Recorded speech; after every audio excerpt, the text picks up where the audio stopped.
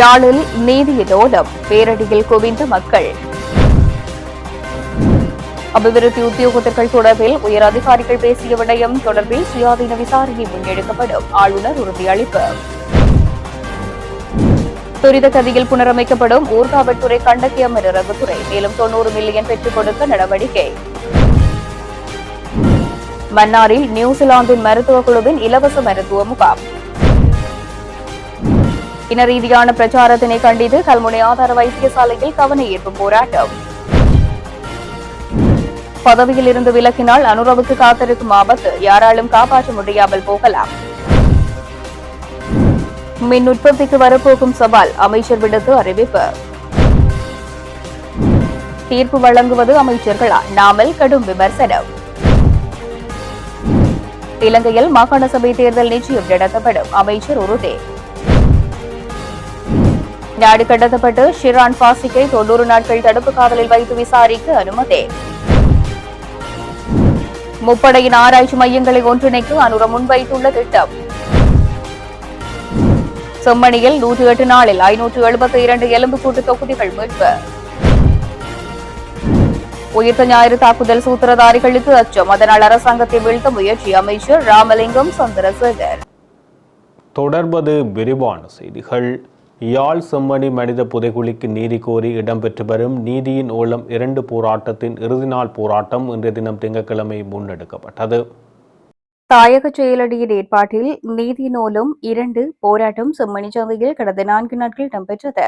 அந்நிலையில் இறுதி நாளான இன்றைய தினம் திங்கட்கிழமை போராட்டத்தில் ஈடுபட்டவர்கள் யாழ் பொது நூலகத்தில் இருந்து பேரடியாக மணிக்கூட்டு வீதி சந்தையை அடைந்து அங்கிருந்து வைத்தியசாலை வீதியூடாக வேம்படி சந்தையை வந்தடைந்தனர். பின்னர் கோயில் வீதியூடாக பயணித்து நல்லூர் கோவில் வீதியில் அமைந்துள்ள ஐநா அலுவலகம் வரை சென்று ஐநா பிரதிநிதிகளிடம் மகஜர் ஒன்றையும் போராட்டக்காரர்கள் கையளித்தனர். இந்த போராட்டத்தில் பொது அமைப்புகளின் பிரதிநிதிகள், அரசியல் கட்சிகளின் பிரதிநிதிகள், பொதுமக்கள் என பலர் கலந்து கொண்டிருந்தனர்.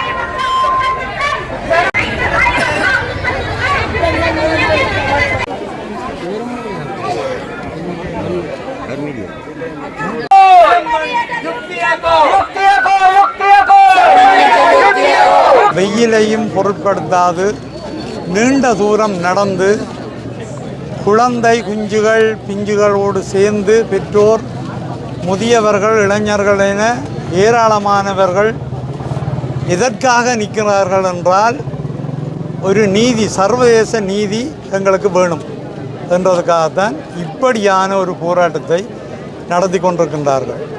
இது நான் நீட்டி சொல்ல வேண்டிய தேவையில்லை. சர்வதேச நீதி விசாரணை ஒன்று தேவை. அந்த தேவையை இப்போதைய அரசாங்கமாவது செய்ய வேண்டும் என்ற ஒரு நோக்கத்தோடு தான் இப்படியான போராட்டங்கள் நடைபெறுகின்றன. செம்மணி புதைகுழி மூடி மறைக்கப்பட்ட காலம் ஒன்று இருந்தது. அவர்கள் கூட விசாரிக்கப்பட வேண்டும். நான் இது பாராளுமன்றத்திலும் உரையாற்றினான். விசாரிக்கப்பட வேண்டும். சர்வதேச விசாரணைக்கு இந்த துரோகிகள், இந்த இன துரோகிகள், இனவாதிகள் இப்படியான ஆட்சியாளர்கள் கூட விசாரிக்கப்பட வேண்டும். எங்களுக்கு வர வர கூடுதலாக ஐயம் ஏற்படுகின்றது. எங்களுடைய மக்கள் இன்னும் இந்த இராணுவ முகாம்கள் எங்கெங்கு இருக்கின்றதோ இந்த இராணுவ முகாம்களில் எங்களுக்கு சந்தேகம் இருக்கின்றது.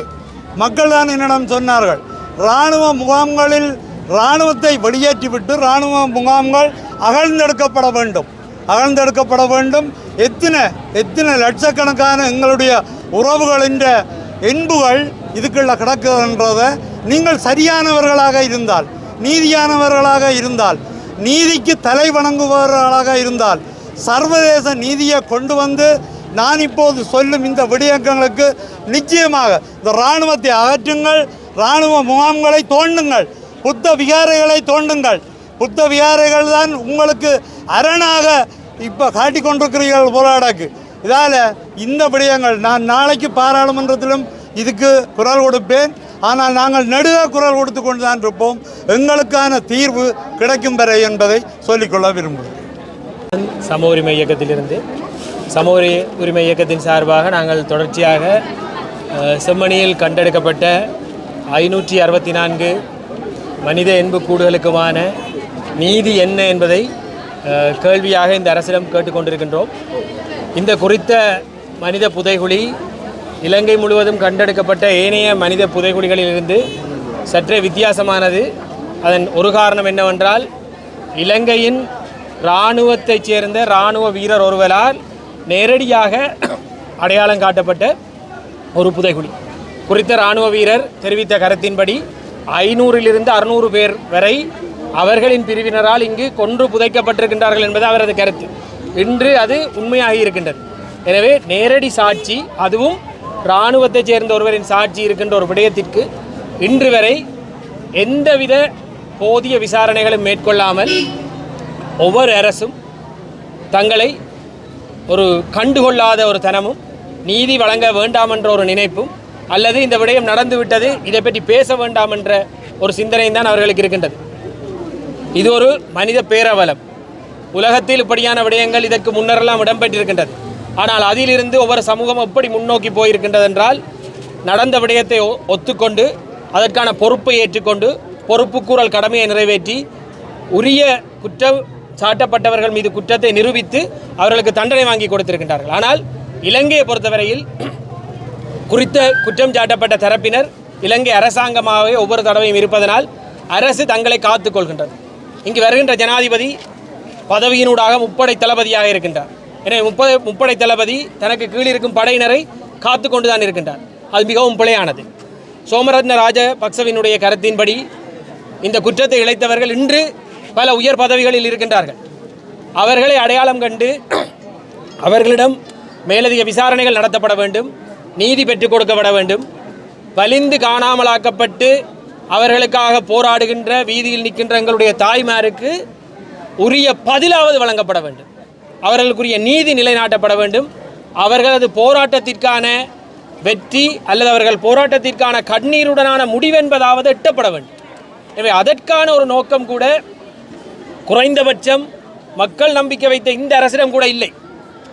எனவே சரியான எந்த பொறிமுறையையும் கையாளாமல் தமிழ் மக்கள் மீது நிகழ்த்தப்பட்ட ஒரு பேரவலத்தை, ஒரு இனப்படுகொலையை தொடர்ச்சியாக மறைத்து நடக்கவில்லை என்பது போல், அல்லது உயிர்கள் போனால் பரவாயில்லை என்பது போல் நடப்பது மிகவும் பிழையானது. இதில் விடுதலை புலிகள் இராணுவம் என்ற ஒப்பீடுகள் எல்லாம் சிங்கள மக்கள் செய்து கொண்டிருக்கின்றார்கள். நாங்கள் மற்ற பக்கத்தை பற்றி பேசுவதை விடுத்து ஒரே ஒரு உண்மையை சிங்கள மக்கள் புரிந்து கொள்ள வேண்டும். இராணுவம் என்பது இலங்கையில் இருக்க அனைத்து மக்களுக்கான பொறுப்பை ஏற்க வேண்டிய ஒரு ஆயுத பிரிவு. அது வெறுமனே சிங்கள மக்களுக்காக உருவாக்கப்பட்டது அல்ல. ஆனால் மாறாக இலங்கை இராணுவம் தமிழ் மக்களை கொத்து கொத்தாக கொன்று குவித்திருக்கின்றது. உலகத்தில் ஒரு நாட்டு இராணுவம் தங்களது சொந்த மக்களை இவ்வளவு தூரம் கொடுமைப்படுத்தி கொண்டிருக்கின்றது என்றால் அதில் இலங்கை இராணுவம் மிக முக்கியமானது. எனவே இப்படியான ஒரு விடயத்தை நிகழ்த்திவிட்டு சர்வசாதாரணமாக அவர்கள் இருந்துவிட முடியாது. இந்த வீதியில் நாங்கள் அலைகின்றதும், இந்த வெயிலுக்குள் நாங்கள் வெந்து சாவதும் ஒன்றே ஒன்றுக்குத்தான், இந்த நீதி கிடைக்க வேண்டும். எதிர்கால சந்ததியினர் மீது இப்படியான ஒரு நிகழ்வு இடம்பெறக்கூடாது. நான் கொழும்பிலே காணாமலாக்கப்பட்ட சகோதரர்களுடைய ஒரு நிகழ்வில் கலந்து கொள்ளும் பொழுது ஒரு சிங்கள சகோதரர் கூறினார், இன்று கடந்த 10-15 வருடங்களாக ஒருவர் கூட காணாமல் ஆக்கப்படவில்லை. அதற்கு ஒரே காரணம்தான் வடக்கிலே இடம்பெற்றுக் கொண்டிருக்கின்ற இந்த தாய்மாரினுடைய போராட்டம். அந்த போராட்டத்தினுடைய வலிமைதான் இந்த காணாமல் ஆக்கப்படுதல் என்றதை நிறுத்தி இருக்கின்றது. இது எவ்வளவு தூரம் உண்மையானது. எனவே இந்த போராட்டத்தினுடைய வலிமை, போராட்டத்தினுடைய பின்னணி, அது எதிர்காலத்துக்கு சொல்லுகின்ற செய்தி அத்தனையையும் மக்கள் புரிந்து கொள்ள வேண்டும். மக்கள் இது தங்களுக்கான போராட்டம் என்பதை உணர்ந்து இதில் பங்கெடுக்க வேண்டும். அரசியல் வேறுபாடுகளை களைந்து தங்களுடைய உரிமைக்காக ஒன்றுபட வேண்டும். இந்த நீதியை நாம் வென்றெடுத்தே தீர வேண்டும் என்று கூறிக்கொள்கின்றேன். நன்றி. அபிவிருத்தி உத்தியோகத்தர்களின் கௌரவம் மற்றும் தொழில்சார் நலன்களை பாதித்துள்ளதாக முன்வைக்கப்பட்டுள்ள குற்றச்சாட்டுகள் தொடர்பில் சுயாதீனமானதும் பக்கசார்பற்றதுமான விசாரணையை முன்னெடுப்பதற்கான சுயாதீன விசாரணை குழு நியமிக்கப்படும் என வடக்கு மாகாண ஆளுநர் வேதநாயகன் தெரிவித்துள்ளார். வடக்கு மாகாண சபை அலுவலக வளாகத்துக்கு முன்பாக இன்றைய தினம் திங்கட்கிழமை காலை போராட்டத்தில் ஈடுபட்ட வடக்கு மாகாண தொழிற்சங்கங்களின் சம்மேளன பிரதிநிதிகள் அதனைத் தொடர்ந்து வடக்கு மாகாண ஆளுநரை சந்தித்து தமது மனுவை கையளித்தனர். அவர்கள் கையளித்த மனுவில் அபிவிருத்தி உத்தியோகத்தர்களின் கௌரவத்தையும் தொழில்சார் நலன்களையும் பாதித்ததாக குறிப்பிடப்படும் சம்பவம் தொடர்பில் சுயாதீனமானதும் பக்கசார்பற்றதுமான விசாரணை நடத்தப்பட வேண்டும் என்றும் சம்பவத்துடன் தொடர்புடைய ஒலி மற்றும் ஒளி பதிவுகள் உள்ளிட்ட ஆதாரங்கள் முறையாக பாதுகாக்கப்பட்டு பரிசீலிக்கப்பட வேண்டும் என்றும் கோரப்பட்டுள்ளது. மேலும் விசாரணையின் முடிவுகளின் அடிப்படையில் உரிய நிர்வாக அல்லது ஒழுக்காற்று நடவடிக்கைகள் மேற்கொள்ளப்பட வேண்டும் என்றும் வலியுறுத்தியுள்ளனர். இதன்போது அபிவிருத்தி உத்தியோகத்தர்கள் முன்வைத்துள்ள கவலைகள் மற்றும் எதிர்பார்ப்புகளை ஆளுநர் கவனமாக கேட்டறிந்து விடயம் தொடர்பில் உண்மைத்தன்மையை நிலைநாட்டும் வகையில் சுயாதீன விசாரணை முன்னெடுக்கப்படும் என்று தெரிவித்தார். அத்துடன் அரசு சேவையில் பணியாற்றும் எந்த ஒரு தரப்பினரின் கௌரவமும் உரிமைகளும் பாதுகாக்கப்பட வேண்டியதன் அவசியத்தை சுட்டிக்காட்டிய ஆளுநர் இவ்வாறான சம்பவங்கள் மீண்டும் இடம்பெறாத வகையில் உரிய நடவடிக்கைகள் மேற்கொள்ளப்பட வேண்டும் என்றும் குறிப்பிட்டார். இதேவேளை அபிவிருத்தி உத்தியோகத்தர்கள் சேவையை களங்கப்படுத்திய அரசு அதிகாரிகளுக்கு எதிராக வவுனியா மாவட்ட அபிவிருத்தி உத்தியோகத்தர்கள் இன்று சுகவீன விடுமுறை போராட்டத்தில் ஈடுபட்டதுடன் ஆர்ப்பாட்டம் ஒன்றையும் முன்னெடுத்தனர். வவுனியா மாவட்ட செயலகம் முன்பாக இன்று காலை இந்த ஆர்ப்பாட்டம் முன்னெடுக்கப்பட்டது. குறித்த விடயம் தொடர்பாக வடக்கு மாகாண அபிவிருத்தி உத்தியோகத்தர் சங்கம் கைதடியில் உள்ள வடமாகாண சபை அலுவலகத்தின் முன்பாக இன்று பாரிய ஆர்ப்பாட்டம் ஒன்றை மேற்கொண்டது. அதற்கு வலுச்சேர்க்கும் வகையில் வவுனியாவில் இப்போராட்டம் மேற்கொள்ளப்பட்டது. இதன்போது கருத்து தெரிவித்த ஆர்ப்பாட்டக்காரர்கள் இலங்கையை மீண்டும் கட்டி எழுப்புவோம் என்னும் திட்டத்தின் கீழ் 90 மில்லியன் ரூபாய் நிதி ஒதுக்கீட்டில் ஊர்காவற்றுறை கண்ணகையம்மன் இறங்குதுறைக்கு செல்லும் வீதியை அகலப்படுத்தி புனரமைக்கும் பணிகளை கடத்தொழில் அமைச்சர் ராமலிங்கம் சந்திரசேகர் நேற்றைய தினம் நேரில் சென்று பார்வையிட்டார். இதன்போது வீதி அகலப்படுத்தல் மற்றும் புனரமைப்பு பணிகள் தற்போது எந்த நிலையில் இடம்பெற்று வருகின்றன என்பது தொடர்பிலும் பணிகளின் காரணமாக பொதுமக்கள் எதிர்கொள்ளும் அசௌகரியங்கள் தொடர்பிலும் அமைச்சர் அதிகாரிகளிடம் கேட்டறிந்தார். அத்துடன் புனரமைப்பு பணிகளை உரிய தரத்திலும் திட்டமிட்ட காலத்துக்குள் நிறைவு செய்யும் வகையில் தேவையான நடவடிக்கைகளை மேற்கொள்ளுமாறு அதிகாரிகளுக்கு ஆலோசனைகளையும் வழங்கினார். மேலும் எதிர்வரும் வருடம் கண்ணகி அம்மன் இறங்குதுறையை மேலும் விரைவுபடுத்துவதற்கு திட்டமிடப்பட்டுள்ள நிலையில் அதற்கான திட்டங்கள் மற்றும் முன்னேற்பாடுகள் தொடர்பிலும் அமைச்சர் அதிகாரிகளிடம் அறிந்தார். கண்ணகி அம்மன் இறங்குதுறையை விரிவுபடுத்துவதற்காக இலங்கையை மீண்டும் கட்டியெழுப்புவோம் திட்டத்தின் கீழ் 160 மில்லியன் ரூபாய் நிதி ஒதுக்கீடு செய்யப்பட்டுள்ளதாக அதிகாரிகள் அமைச்சிடம் தெரிவித்தனர். எனினும் குறித்த அபிவிருத்தி திட்டத்தை முழுமையாக நடைமுறைப்படுத்துவதற்கு சுமார் 250 மில்லியன் ரூபாய் தேவைப்படுவதால் மேலும் 90 மில்லியன் ரூபாய் நிதி தேவைப்படுவதாகவும் அதிகாரிகள் சுட்டிக்காட்டினர். இதனை அடுத்து தேவையான மேலதிக 90 மில்லியன் ரூபாய் நிதியை பெற்றுக் கொள்வதற்கான நடவடிக்கைகள் மேற்கொள்ளப்பட்டு வருவதாகவும் அதனை பெற்றுக் கொடுப்பதற்கான உரிய நடவடிக்கைகள் முன்னெடுக்கப்படும் எனவும் அமைச்சர் ராமலிங்கம் சந்திரசேகர் அதிகாரிகளிடம் தெரிவித்தார். ஊர்காவற்றுறை பிரதேசத்தின் போக்குவரத்து மற்றும் கடற்தொழில் நடவடிக்கைகளுக்கு முக்கியத்துவம் வாய்ந்த இந்த வீதி மற்றும் இறங்குதுறை அபிவிருத்தி பணிகள் அப்பகுதி மக்களின் நீண்டகால தேவைகளை கருத்தில் கொண்டு உரிய முறையில் முன்னெடுக்கப்பட வேண்டும் எனவும் அமைச்சர் வலியுறுத்தினார். இதன்போது பாராளுமன்ற உறுப்பினர் இளங்குமரனும் உடனிருந்தார். மன்னார் மாவட்டத்தைச் சேர்ந்த நியூசிலாந்து தேசத்தில் வசித்து வரும் ஜேம்ஸ் பத்மநாதன் பிரேம்குமார் தலைமையில் நியூசிலாந்து தேசத்திலிருந்து வருகை தந்த மருத்துவர்கள் அடங்கிய குழுவினர் இலவச மருத்துவ முகாம் ஒன்றை இன்றைய தினம் திங்கட்கிழமை காலை மன்னாரில் ஆரம்பித்து வைத்தனர். மன்னார் உப்புக்குளம் பகுதியில் இன்று திங்கட்கிழமை காலை ஆரம்பிக்கப்பட்டுள்ளது. குறித்து மருத்துவ முகாமில் நீரிழிவு நோய், தைராய்டு தொடர்பான பிரச்சினைகள், பிட்யூட்ரி சுரப்பி தொடர்பான கேபர்கோலின் சிகிச்சை தேவைப்படுபவர்கள், ஆஸ்துமா, சுவாச பிரச்சினைகள், இரத்த அழுத்தம் உள்ளிட்ட நோய்களுக்கான மருத்துவ நடவடிக்கைகள் இலவசமாக வழங்கப்பட்டன. மேலும் மருத்துவ பரிசோதனைக்கு வரும் நோயாளிகள் மருத்துவமனையில் தங்களுக்கு வழங்கப்பட்ட மருத்துவ பதிவு புத்தகத்தை கொண்டுவர வைத்தியர்கள் கோரியுள்ளனர். மேலும் கண் பரிசோதனை செய்யப்பட்டு இலவச மூக்கு கண்ணாடி கண் நோய்களுக்கு வழங்கப்படுகின்றது. மருத்துவ முகாமில் நூற்றுக்கணக்கானவர்கள் கலந்து கொண்டு பயன்பெற்றுள்ளனர். இந்த மருத்துவ முகாம் நாளை செவ்வாய்க்கிழமை விடத்தல் தீவு புனித அடைக்கல மாதா தேவாலய வளாகத்திலும், புதன்கிழமை இலுப்பைக்கடவை அந்தோணியார்புரம் புனித அந்தோணியார் தேவாலய வளாகத்திலும் காலை 9 மணி முதல் மாலை 5 மணி வரை இடம்பெற உள்ளமை குறிப்பிடத்தக்கது. கல்முனை வடக்கு ஆதார வைத்தியசாலையின் சிற்றூழியர்களின் உடை விவகாரத்தினை பூதாகரமாக்கி வைத்தியசாலைக்கு எதிராக முன்னெடுக்கப்பட்டு வரும் இனரீதியான பிரச்சாரத்தினை கண்டித்து கல்முனை ஆதார வைத்தியசாலையில் கவனஈர்ப்பு போராட்டம் முன்னெடுக்கப்பட்டது. கல்முனை வடக்கு ஆதார வைத்தியசாலையில் சிற்றூழியர்களின் சீருடை அணியாமல் மதசார்பு ஆடை அணிந்து வருகை தரும் புதிய நியமனம் பெற்ற 9 பேரின் சீருடை அவமதிப்பை எதிர்த்து இன்று இடம்பெற்ற எதிர்ப்பு நடவடிக்கை 6 தொழிற்சங்கங்களின் ஆதரவுடன் அமைதியாக சிற்றூழியர்களின் சங்கத்தினரால் நடத்தப்பட்டுள்ளது. அரசு சுற்று நிருபத்தின் அடிப்படையில் தாங்கள் சீருடைகளை அணிந்து வரும் நிலையில் சுகாதார அமைச்சினால் 6/8/2026 அன்று சிலர் நியமனங்களை பெற்று வைத்தியசாலைக்கு வந்த சுகாதார சிற்றூழியர்கள் சிலர் சீருடை தொடர்பில் ஏற்படுத்திய குழப்பங்களை சில சக்திகள் இனவாத ரீதியில் முன்னெடுக்கும் செயல்பாடுகளை கண்டித்தும் அவ்வாறான செயல்பாடுகளை நிறுத்த கோரியும் இதன்போது கோஷங்கள் எழுப்பப்பட்டன. இதன்போது சீருடையின்றி வருபவர்களை கடமைக்கு அனுமதிக்காதே, சமூக வலைதளங்களை எங்களை கொல்லாதே, அனைவருக்கும் பொதுவான சீருடையை அணிய அனுமதியுங்கள், சீருடை தொடர்பான சுற்று நிருபத்தினை உடன் அமல்படுத்து, வைத்தியசாலைக்கு எதிராக அவதூறுகளை பரப்பாதீர்கள் போன்ற சுலோகங்களை ஏந்தியவாறு போராட்டம் முன்னெடுக்கப்பட்டது. இதன்போது மத ரீதியான சீருடைக்கு அனுமதி இல்லை, நிர்வாகத்துக்கு கட்டுப்படாத புதிய பெண் ஊழியர்களுக்கு சட்ட நடவடிக்கை எடுங்கள், சட்டம் கலாச்சார உடையை அங்கீகரிக்குமானால் இனி சீருடை என்ற விதியை அகற்றுங்கள், சகல மதத்தவருக்கும் சீருடை விலக்கை தாருங்கள் போன்ற கோரிக்கைகள் முன்வைக்கப்பட்டன. இந்த கோரிக்கைகளுக்கான தீர்வுகள் வழங்கப்படாவிட்டால் தேசிய ரீதியில் போராட்டங்களை முன்னெடுக்கப் போவதாகவும் இங்கு தெரிவிக்கப்பட்டது. எங்கள் வைத்தியசாலையில 2026/8/6 எங்களது சிற்றூழியர்கள் கடமைக்கு அமர்த்தப்பட்டுள்ளார்கள்.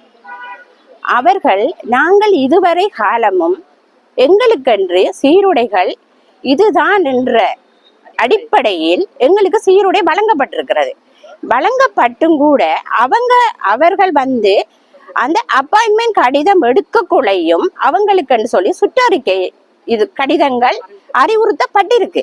அப்படி பட்டிருந்த போதும் எங்களது வைத்தியசாலையில் வந்து எங்களை குழப்புவதன் நோக்கத்தோட அவர்களுடைய சீருடையைத்தான் நாங்கள் அணிவோம், இதுதான் எங்களுடைய கலாச்சாரம் என்று சொல்லி எங்களை இழிவுபடுத்தி எங்களுக்கு வரும் நோயாளர்கள் இனவாத மேதமின்றிதான் இங்கு வைத்தியசாலையில் நோயாளர் சிகிச்சை பெற்று வருகிறார்கள்.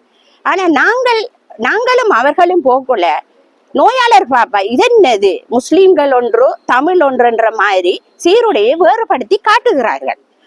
ஆனால் அந்த நோக்கு இங்கு இருக்கக்கூடாது. இந்த வைத்தியசாலையில் இதுவரை காலமும் இப்படி ஒரு வேறுபாடு நாங்கள் பார்த்ததும் இல்லை, கண்டதும் இல்லை. நாங்கள் கடமையில் அமர்த்தப்பட்டு 21 வருடங்கள் ஆகின்றது. ஆனால் எங்களுக்குள் ஒரு பாகுபாடும் இல்லை. இதழில் கலாச்சாரமற்ற பிள்ளைகள் எங்களுடன் வேலை செய்கிறார்கள். ஆனால் நாங்கள் இதுவரையும் அவர்களுடன் எங்களுடைய சகோதரங்கள் மாதிரி தான் நாங்கள் இதுவரையும் நடந்து கொண்டு வருகிறோம்.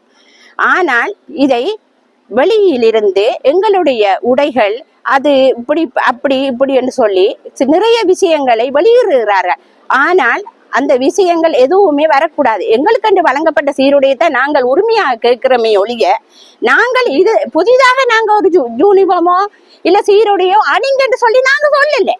ஆனா எங்களுக்கு வழங்கப்பட்ட உரிமை இது. எங்களுக்கு வழங்கப்பட்ட உரிமையை இன்னொரு ஆள் பிற ஆட்கள் இதில் கையில் எடுக்கக்கூடாது. ஏனென்று சொன்னால் எங்களுக்கு வழங்கப்பட்ட உடையில் தான் நாங்கள் இதுவரை காலமும் கடமை புரிந்து வருகிறோம்.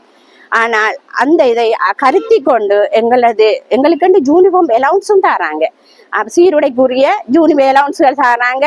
நாங்க அதன்படித்தான் நாங்க இந்த கடமையில் அணிந்து கொண்டிருக்கிறோம். இதுக்கு மாறாக வேற எந்த ஒரு பிரச்சனைகளும் தீய சக்திகளும் இதற்குள் புகுந்து இனவதம் குழப்ப வேண்டாம். நாங்கள் இதுவரை காலமும் நோயாளருக்கு நல்ல சிகிச்சை பெற்றுக் கொண்டுதான் வருகிறோம். ஆனால் இதுக்கு எங்களுக்கு நிறைய பணிப்பாளர்கள் வந்து போய் உள்ளார்கள். ஆனால் எங்களுடன் எல்லாருடையும் எங்களோட பணிப்பாளர்களாரும் இனமத பேதமின்றி தான் வேலை செய்து கொண்டிருக்கிறார்கள். எங்களுக்கு வழங்கப்பட்ட சீருடையை அவங்க அணிந்து எங்களுடன் இனமத பேதமின்றி எங்களோட கடமை செய்யறதுக்கு எங்களது நிர்வாகம் எங்களுக்கு ஒத்துழைப்பு தந்து நாங்களும் அந்த உடையில் தான் நாங்கள் இதுவரை காலமும் வேலை செய்கிறோம் என்பதையும் கருத்தில் கொண்டு எங்களுக்கு நல்ல ஒரு முடிவையும் நல்ல ஒரு எதிர்பார்ப்பு தீர்மானத்தையும் தர வேண்டும் என்று சொல்லி நாங்கள் கேட்டுக்கொள்கிறேன். ஜனாதிபதி அனுரகுமார் திசாநாயக்க பதவியில் இருந்து விலகிய பின்னர் அவர் மீது வழக்கு தொடர்வதற்கான வாய்ப்புகள் அதிகம் உள்ளது என பிபுத்துருகல உரிமைய கட்சியின் தலைவர் உதய கம்மன்பில தெரிவித்துள்ளார். இன்றைய தினம் இடம்பெற்ற ஊடகவியலாளர் சந்திப்பொன்றின் போது அவர் மேற்கண்டவாறு குறிப்பிட்டுள்ளார். தொடர்ந்தும் தெரிவிக்கையில், ஜனாதிபதி அனுரகுமார திசாநாயக்க நீதித்துறையை அவமதிக்கும் வகையிலான கருத்துக்களை வெளியிட்டு வருகின்றார். அவர் ஜனாதிபதி பதவியில் இருந்து விலகினால் உடனடியாக அவருக்கு எதிராக நீதித்துறையை அவமதித்தமைக்காக வழக்கு தொடர வாய்ப்புள்ளது. இதேவேளை ஜனாதிபதி பாரிய பிரச்சினைகளை இதன் விளைவாக எதிர்கொள்ள நேரிடும். அவற்றிலிருந்து அவரை யாராலும் காப்பாற்ற முடியாது. சட்டத்தின் வரம்புகளுக்கு உட்பட்டு நாங்கள் மிக கவனமாக பேசிய போதும் நீதிமன்ற அவமதிப்புக்காக என் மீது தற்போதைய அரசாங்கம் 4 முறை விசாரணைகளை நடத்தியுள்ளது. எனவே ஜனாதிபதி பதவியில் இருந்து அனுரகுமார் விலக்கியதும் அவர் மீது வழக்கு தொடரப்படும் சாத்தியக்கூறுகள் மிக அதிகம். கடவுள் அவரை ஆசீர்வதிக்கட்டும் என்றார். நாட்டிலிருந்து சட்டவிரோதமான முறையில் சுமார் $1 பில்லியன் அமெரிக்க பணத்தை வெளிநாடுகளுக்கு கடத்திய சம்பவம் தொடர்பில் தனியார் வங்கியின் 4 முகாமையாளர்கள் கைது செய்யப்பட்டுள்ளனர். குற்றப்புலனாய்வு திணைக்களத்தின் நிதியியல் குற்ற விசாரணை பிரிவினரால் இந்த கைது நடவடிக்கை முன்னெடுக்கப்பட்டுள்ளது. சந்தேக நபர்கள் 4 பேரும் சம்பந்தப்பட்ட தனியார் வங்கிகளுக்குள்ளேயே வைத்து கைது செய்யப்பட்டுள்ளதாக தெரிவிக்கப்படுகின்றது.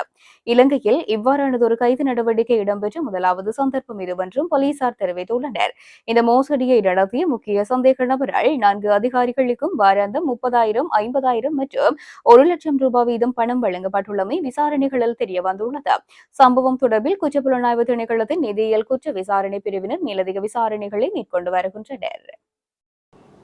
தற்போது நிலவும் எல்னினோ வானிலையானது அடுத்த ஆண்டு மார்ச் மாத இறுதியிலும் ஏப்ரல் மாதத்தின் முதல் 2 வாரங்களிலும் இலங்கையின் மின்சார உற்பத்தியில் தாக்கத்தை ஏற்படுத்தக்கூடும் என எரிசக்தி அமைச்சர் அருண கருணாதிலக தெரிவித்துள்ளார். மின்கல சேமிப்பு அமைப்புகளின் பயன்பாட்டை அதிகரிப்பதன் மூலம் மின் விநியோகத்தில் ஏற்படக்கூடிய பாதிப்பை குறைப்பதற்கான நடவடிக்கைகளை அரசாங்கம் தயாரித்து வருவதாக எரிசக்தி அமைச்சர் குறிப்பிட்டுள்ளார். அமைச்சர் கருணாதிலகவின் கூற்றுப்படி மின்கல சேமிப்பு திட்டத்தின் முதல் கட்டம் இந்த ஆண்டு டிசம்பருக்குள் தேசிய மின்சார அமைப்புக்கு 160 மெகாவாட் மின்சாரத்தை சேர்க்கும் என்று எதிர்பார்க்கப்படுகின்றது. கூடுதல் சேமிப்பு திறன் மின்சார அமைப்பை வலுப்படுத்த உதவுவதோடு தற்போது நிலவும் எல்னினோ சூழ்நிலைகளால் மின் உற்பத்தி பாதிக்கப்படக்கூடிய காலங்களில் ஒரு மாற்று ஏற்பாட்டை வழங்கும் என்றும் கூறியுள்ளார். அடுத்த ஆண்டு மின்சார உற்பத்தியில் மாறிவரும் வானிலையின் தாக்கத்திற்கு இலங்கை தயாராகி வருவதனால் அதிகாரிகளும் நிலைமையை உன்னிப்பாக கண்காணித்து வருகின்றார்கள் என்றும் குறிப்பிட்டார். 2029ஆம் ஆண்டு நடைபெறவுள்ள ஜனாதிபதி தேர்தலில் நாம் சிறையில் இருந்தே போட்டியிட வேண்டும் என அரசாங்கத்தின் அமைச்சர் ஒருவர் தெரிவித்ததாக பாராளுமன்ற உறுப்பினர் நாமல் ராஜபக்ச தெரிவித்துள்ளார். நிகழ்வொன்றில் கலந்து கொண்டு கருத்து தெரிவிக்கும் போது அவர் இதனை குறிப்பிட்டுள்ளார். நாட்டில் தற்போது அரசாங்கத்தில் உள்ள அமைச்சர்களை வழக்குகளுக்கு தீர்ப்புகளை வழங்குவது போன்று செயற்படுவதாகவும் நீதிமன்ற நீதிபதிகள் அல்லாமல் அரசியல்வாதிகள் நீதித்துறை தொடர்பான விடயங்களில் தலையிடுவதாகவும் நாமல் ராஜபக்ஷ குற்றம் சுமத்தினார். இதன் மூலம் நீதித்துறைக்கு அரசாங்கம் எவ்வளவு அழுத்தம் கொடுக்க முயற்சிக்கின்றது என்பது தெளிவாக தெரிவதாகவும் கூறியுள்ளார். நீதித்துறையின் சுயாதீன தன்மை தொடர்பில் சட்டத்தரணிகள் சங்கங்களும் சந்தேகம் எழுப்பியுள்ளதாக தெரிவித்த நாமல் இதன் காரணமாகவே சர்வதேச சட்டத்தரணி அமைப்புகளும் நாட்டின் நீதித்துறையின் சுயாதீனத்தை பாதுகாக்க வேண்டியதன் அவசியத்தை வலியுறுத்தி வருவதாக கூறினார். நாங்கள் நீதிமன்றங்களையே நம்புகிறோம் எனவும் நாமல் ராஜபக்ஷ குறிப்பிட்டார். இலங்கையில் மாகாண சபை தேர்தல் கட்டாயம் நடாத்தப்படும் எனவும் அந்த தேர்தலில் அரசாங்கமே வெற்றி பெறும் என கடற்தொழில் நீரியல் மற்றும் கடற்பலங்கள் அமைச்சர் ராமலிங்கம் சந்திரசேகர் தெரிவித்துள்ளார். நயினாதீவில் இடம்பெற்ற நிகழ்வொன்றில் கலந்து கொண்டு மக்கள் மத்தியில் உரையாற்றும் போதே அவர் இதனை குறிப்பிட்டார். இது தொடர்பில் மேலும் தெரிவிக்கையில், அரசியலமைப்பின் 22வது திருத்தச் சட்டம் மூலம் தொடர்பிலேயே தற்போது அதிகம் பேசப்பட்டு வருகின்றது. அது ஒரு நல்ல விடயம். ஊழல் மற்றும் மோசடிகளுக்கு எதிராக நடவடிக்கை எடுக்கப்பட வேண்டும் என கோரி மக்கள் நமக்கு ஆணை அளித்தார்கள். எனவே மக்கள் பணத்தை கொள்ளையடித்தவர்களுக்கு எதிராக சட்டப்பூர்வமாக நடவடிக்கை எடுக்கப்பட வேண்டும். இதற்கான நடவடிக்கைகள் தற்போது துரிதப்படுத்தப்பட்டுள்ளன. உயிர்த்த ஞாயிறு தாக்குதல் சம்பவம் தொடர்பிலும் விசாரணைகள் தொடர்கின்றன. இதில் சுமார் 3000 சாட்சியாளர்கள் உள்ளனர். இந்நிலையில் இது தொடர்பில் ஆராயும் நீதிபதிகள் ஓய்வு பெற்றால் மீண்டும் முதலில் இருந்தே சாட்சி விசாரணைகள் நடத்த வேண்டிய நிலை ஏற்படும். உயிர்த்த ஞாயிறு தாக்குதல் சம்பவத்தின் சூத்திரதாரிகளுக்கு தற்போதும் அச்சம் நிலவுகின்றது. அதனால்தான் இந்த அரசாங்கத்தை வீழ்த்துவது பற்றி அவர்கள் பேசி வருகின்றார்கள். இனவாதம், மதவாதம் மற்றும் சிறைச்சாலை கலவரம் என பல வழிகளில் முயன்று பார்க்கின்றனர். ஆனால் அவை எதுவுமே கைகூடவில்லை. தற்போது விவசாயிகள் மற்றும் கடற்தொழிலாளர்களின் பிரச்சினைகளை பூதாகரமாக்கியாவது ஏதேனும் செய்ய முடியுமா என்று பார்க்கின்றார்கள். அதேவேளை கடற்தொழிலாளர் பிரச்சினை தொடர்பாக ஆகஸ்ட் மாத இறுதியிலோ அல்லது செப்டம்பர் மாத முதல் வாரத்திலோ தமிழக அரசாங்கத்துடன் பேச்சுவார்த்தை நடத்தப்படும் என்றார். போதைப்பொருள் கடத்தல்காரரான சிரான் பாசிக் என்பவரை 90 நாட்கள் தடுத்து வைத்து விசாரணைகள் செய்ய மத்திய குற்றப்புலனாய்வு பணியகத்துக்கு அனுமதி வழங்கப்பட்டுள்ளதாக காவல்துறை தெரிவித்துள்ளது. கடந்த மார்ச் மாதம் துபாயில் வைத்து கைது செய்யப்பட்டதன் பின்னர் அங்கிருந்து நாடு கடத்தப்பட்ட இவர் கடந்த 14ஆம் தேதி இலங்கைக்கு அழைத்து வரப்பட்டார். இதன்படி கட்டுநாயக்க விமான நிலையத்தில் வைத்து குற்றப்புலனாய்வு திணைக்களத்தின் விமான நிலைய பிரிவு அதிகாரிகளினால் சந்தேக நபர் கைது செய்யப்பட்டார். அங்கு மேற்கொள்ளப்பட்ட விசாரணைகளின் போது தான் துபாயில் உள்ள வர்த்தக வளாகம் ஒன்றில் இருந்தபோது அந்நாட்டு காவல்துறையினரால் பரிசோதிக்கப்பட்டதாக கூறினார். துபாய் மீது ஈரானால் தொடர்ச்சியாக தாக்குதல்கள் நடத்தப்பட்டு வந்த காலப்பகுதியிலேயே இது நடந்ததாக அவர் விசாரணைகளின் போது தெரிவித்துள்ளார்.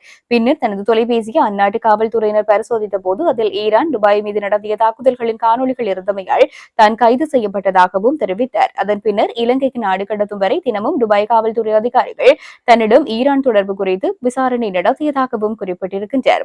பின்னர் இலங்கைக்கு செல்வதற்காக தம்மை விமான பயணச்சீட்டொன்றை கொள்வனவு செய்யுமாறு அந்நாட்டு அதிகாரிகள் கூறியதாகவும் அதன் பின்னரே தாம் நாடு கடத்தப்பட்டதாகவும் கூறியுள்ளார். அவருக்கு எதிராக இருந்த போதைப்பொருள் குற்றச்சாட்டு வழக்கொன்றை தொடர்ந்து இலங்கை காவல்துறையினரால் பெறப்பட்டிருந்த சிவப்பு எச்சரிக்கை நீக்கப்பட்டிருந்த நிலையில் மீண்டும் ஒருமுறை இலங்கை காவல்துறையினர் சிவப்பு எச்சரிக்கையை பெற தயாராகிக் கொண்டிருந்த போதே குறித்த நபர் இவ்வாறு கைது செய்யப்பட்டுள்ளார். இவர் சட்டப்பூர்வமாக 2018ஆம் ஆண்டு ஜூன் மாதம் 2ஆம் தேதி இலங்கையிலிருந்து துபாய்க்கு சென்றுள்ளார். அங்கு அவர் ஆடம்பர வாழ்க்கையை வாழ்ந்து வந்துள்ளதுடன் இருபெரும் வணிகங்களையும் முன்னெடுத்து வந்துள்ளமையும் தெரிய வந்திருக்கின்றது. தற்போது இராணுவம், விமானப்படை மற்றும் கடற்படை ஆகியவற்றின் கீழ் உள்ள அனைத்து ஆராய்ச்சி மற்றும் அபிவிருத்தி மையங்களையும் ஒன்றிணைப்பது குறித்து ஜனாதிபதி அனுகுமார திசாநாயக்க நம்பிக்கை வெளியிட்டுள்ளார். இதன் மூலம் ஒரு தேசிய மையத்தை நிறுவுவதன் மூலமாக அந்த செயல்பாடுகளின் செயல்திறனையும் உற்பத்தி திறனையும் அதிகரித்து விரும்பிய இலக்குகளை அடைய முடியும் என்றும் அவர் சுட்டிக்காட்டினார். ஜனாதிபதி செயலகத்தில் இன்று காலை பாதுகாப்பு அமைச்சகம் தொடர்பான 2027ஆம் ஆண்டுக்கான வரவு செலவு திட்டத்துக்கான முந்தைய கலந்துரையாடலில் பங்கேற்ற போது ஜனாதிபதி இந்த அறிக்கையை வெளியிட்டார். தேசிய பாதுகாப்பை வலுப்படுத்தவும் தற்போதைய உலகளாவிய சவால்களை எதிர்கொள்ளவும் பாதுகாப்பு படைகள் நவீன தொழில்நுட்பத்துடன் விரைவாக ஒருங்கிணைந்து நவீன தொழில்நுட்ப உபகரணங்களை பயன்படுத்த வேண்டியதன் அவசியம் குறித்தும் விரிவாக இதன்போது விவாதிக்கப்பட்டுள்ளது. பாதுகாப்பு பணியாளர்களின் தொழில்முறை திறன்களை மேம்படுத்தவும் புதிய அறிவை பெறவும் வெளிநாட்டு பயிற்சி வாய்ப்புகளுக்கான ஒதுக்கீட்டை அதிகரிப்பது குறித்தும் கலந்துரையாடல் நடத்தப்பட்டன. கொத்தலாவு பாதுகாப்பு பல்கலைக்கழக மருத்துவமனையின் செயல்பாடுகள், நெவில் பெர்னாண்டோ மருத்துவமனையின் செயல்பாடுகளை தொடங்குதல், அதற்கான தேவையான நிதி ஒதுக்கீடு மற்றும் எதிர்கால திட்டங்கள் குறித்து கலந்துரையாடல்கள் நடத்தப்பட்டன. மேலும் கட்டுமான துறையில் ஈடுபட்டுள்ள பாதுகாப்பு படை உறுப்பினர்களின் உழைப்பு பங்களிப்பை ஊக்குவிக்கும் ஒரு திட்டத்துக்கும் மேலதிக கவனம் செலுத்தப்பட்டமை குறிப்பிடத்தக்கது. திருகோணமலை பரோதய நகர் படுகொலையின் 41வது ஆண்டு நினைவேந்தல் நிகழ்வு இன்று இடம்பெற்றது. பரோதய நகர் பிரதான வீதியின் படுகொலை சம்பவம் இடம்பெற்ற வீதிகளுக்கு அருகே இன்று நினைவேந்தல் நிகழ்வுகள் படுகொலை செய்யப்பட்ட உறவுகளின் குடும்பத்தினரால் முன்னெடுக்கப்பட்டன. இதன்போது 17/8/1985ஆம் ஆண்டு படுகொலை செய்யப்பட்ட 11 பேர் உள்ளிட்ட அதனை அண்மித்த காலங்களில் குறித்த பகுதியில் படுகொலை செய்யப்பட்டவர்களையும் நினைவு கூர்ந்து அவர்களின் ஆத்மசாந்தி வேண்டி மலர் தூவி விளக்கேற்றி அஞ்சலி செலுத்தப்பட்டது. இதுகுறித்து நிகழ்வில் கலந்து கொண்டு பாதிக்கப்பட்டவர்களுடைய உறவினர்கள் கருத்து தெரிவிக்கையில் அங்கு வந்த சீனியன் மாணிக்கம் சுட்டுக் கொல்லப்பட்டார். இதனால் பயத்தில் இருந்த மக்கள் தம்பிராசா என்பவருடைய வீட்டில் தஞ்சமடைந்து பதுங்கியிருந்தனர்.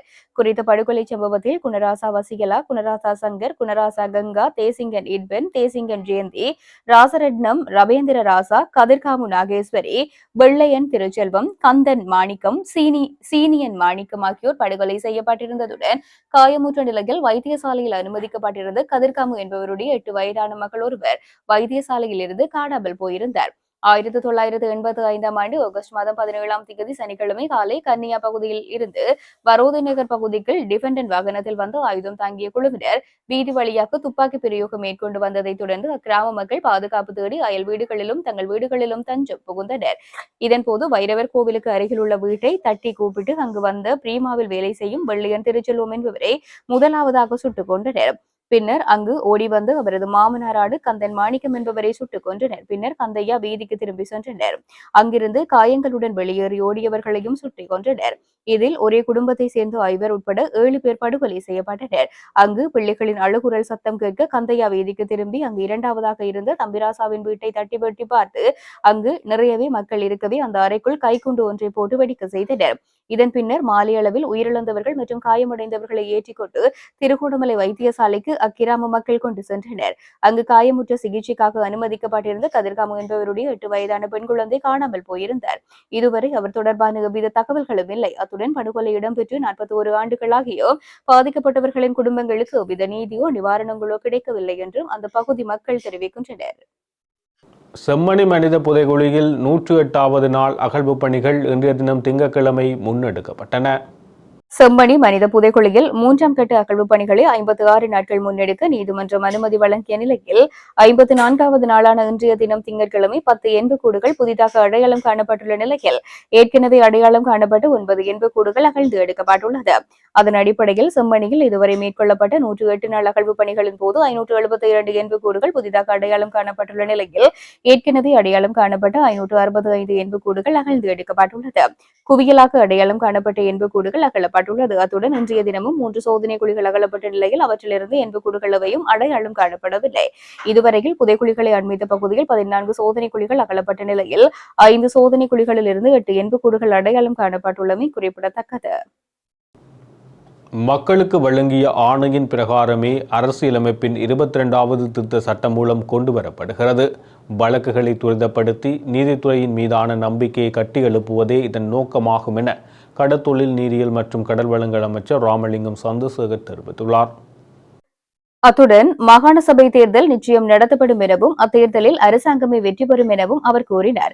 தேசிய மக்கள் சக்தியின் 7வது வட்டார சபையாக வேலணை பிரதேசத்துக்குட்பட்ட நயினாதீவு வட்டார சபை அமுதசுரபி அன்னதான மண்டபத்தில் உத்தியோகபூர்வமாக ஸ்தாபிக்கப்பட்டது. இந்த நிகழ்வில் கலந்து கொண்டு மக்கள் மத்தியில் உரையாற்றும் போது அவர் இவ்வாறு தெரிவித்தார். அமைச்சர் மேலும் தெரிவிக்கையில், அரசியலமைப்பின் 22வது திருத்த சட்டம் மூலம் தொடர்பிலேயே தற்போது அதிகம் பேசப்பட்டு வருகின்றது. அது ஒரு நல்ல விடயம்.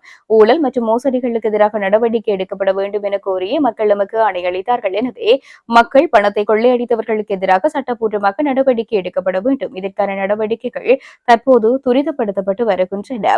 இந்த நிலையில் எமது கடல் வளத்தை அளிப்பதற்கு தமிழக மீனவர்களுக்கு இடம் அளிக்க முடியாது. தமிழகத்தில் நல்ல மீனவர்களும் உள்ளனர். ஆனால் கடல் கொள்ளையில் ஈடுபடும் சிலர் தான் இவ்வாறு அக்கிரமாக நடந்து கொள்கின்றார்கள். ஆகையினால் இங்கிருந்து சென்று போட்டி போட்டுக் கொண்டு தமிழ் அரசியல்வாதிகள் தமிழக முதலமைச்சர் விஜயை சந்திக்கின்றனர். ஆனால் எமது மீனவர்களின் பிரச்சனைகளை பற்றி பேசுவதில்லை. மாறாக மாகாண சபை தேர்தலை நடத்த அழுத்தம் கொடுக்க வேண்டுமா? மாகாண சபை தேர்தல் கட்டாயம் நடத்தப்படும். அதில் நாங்களே வெற்றியும் பெறுவோம் என்றார். இத்துடன் ஜெஃப்னா கேலரியின் இரவு நேர பிரதான செய்திகள் நிறைவு பெறுகிறது. மேலும் செய்திகளை அறிந்து கொள்ள எமது இணையதள பக்கமான www.jeffnagallery.lk என்ற இணையதளத்துடன் இணைந்திருங்கள்.